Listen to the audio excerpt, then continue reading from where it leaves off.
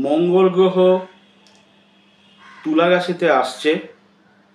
আপনারা অনেকেই নিশ্চয়ই খবর রাখেন।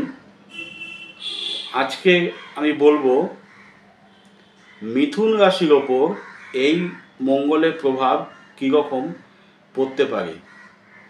তুলা রাশিতে মঙ্গল অবস্থান করবেন 13ই সেপ্টেম্বর থেকে 27শে অক্টোবর পর্যন্ত, অর্থাৎ পুরো পুজোটাই মঙ্গল তুলা রাশিতে অবস্থান করবেন। তো মিথুন রাশির ক্ষেত্রে মঙ্গল যে সমস্ত শুভ ফলগুলো দিতে পারেন, যেমন উচ্চশিক্ষা, পরীক্ষা বা প্রতিযোগিতামূলক কাজে গতি আসবে, আপনাদের কনসেন্ট্রেশন বাড়বে, পরিশ্রমের ফল পাওয়া যাবে।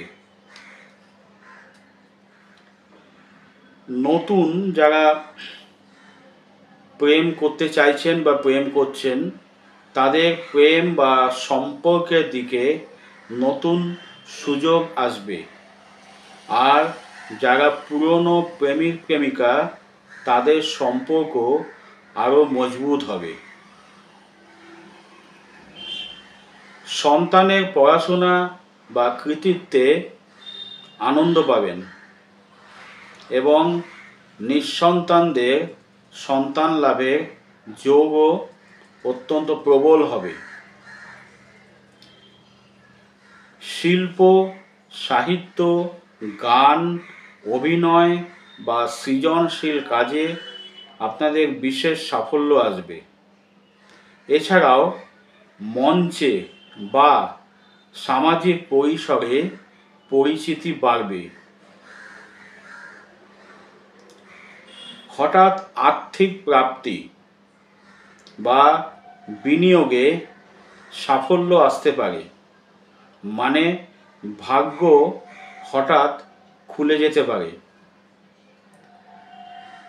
মিথুন রাশির জাতক জাতিকাদের যাদের জন্ম ছকে মঙ্গল খুব একটা ভালো অবস্থায় ছিল না বা খুব দুর্বল ছিল, তাদের ক্ষেত্রে কতগুলো বিষয় একটু সতর্ক থাকতে হবে। যেমন যারা অর্থাৎ যে সমস্ত মহিলারা সন্তান সম্ভবা, তাদের ক্ষেত্রে বিশেষ সতর্ক থাকতে হবে যাতে গর্ভপাত বা মিসক্যারেজ না হয়। তার কারণ মঙ্গলের ওপর রাহুরও একটা দৃষ্টি চলছে। এই ধরনের পরিস্থিতিতে গর্ভপাতের একটা সম্ভাবনা হয়, আমি দেখেছি। এছাড়া পেট বা পরিপাকতন্ত্র নিয়েও সতর্ক থাকতে হবে।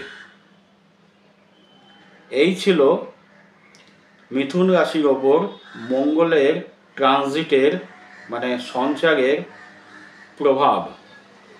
ভিডিওটি ভালো লেগে থাকলে লাইক, শেয়ার, কমেন্ট করে অবশ্যই আমাকে উৎসাহিত করবেন। ধৈর্য ধরে দেখার জন্য অনেক ধন্যবাদ। ভালো থাকুন, সুস্থ থাকুন সকলে।